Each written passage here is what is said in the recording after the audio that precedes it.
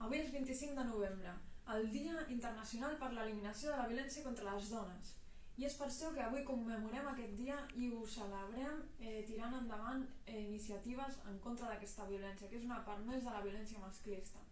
Ho hem fet a través de cursos d'empoderament femení, a través de cursos d'autodefensa feminista, que donin eines per la defensa física de les dones davant de situacions de por o de violència. En aquestes situacions no demanem que tothom tingui la capacitat de defensar-se físicament, però sí que volem donar eines a aquelles dones que tinguin interès i que tinguin voluntat en tenir-les, per sentir-se més segures. Estan dirigits a dones i a persones LGTBIQ+.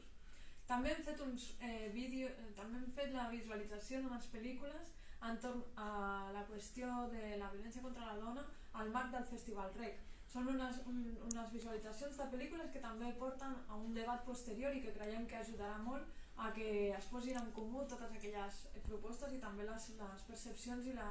les pors o les sensacions entorn a aquestes situacions de violència. Després també avui hem llegit el manifest institucional de l'Ajuntament de Tarragona i ho hem volgut fer de forma col·laborativa entre tots els grups municipals de l'Ajuntament, de manera que hi havia dones dels diferents grups municipals, dels diferents partits polítics, que hem parlat en primera persona, perquè avui és el Dia Internacional contra la Violència contra les Dones, i volíem parlar en primera persona de les dones per dir no, per dir prou, i per donar una resposta unitària davant d'aquests feminicidis. Aquesta tarda també es fa la manifestació unitària aquí a Tarragona i també hi participarem i serem,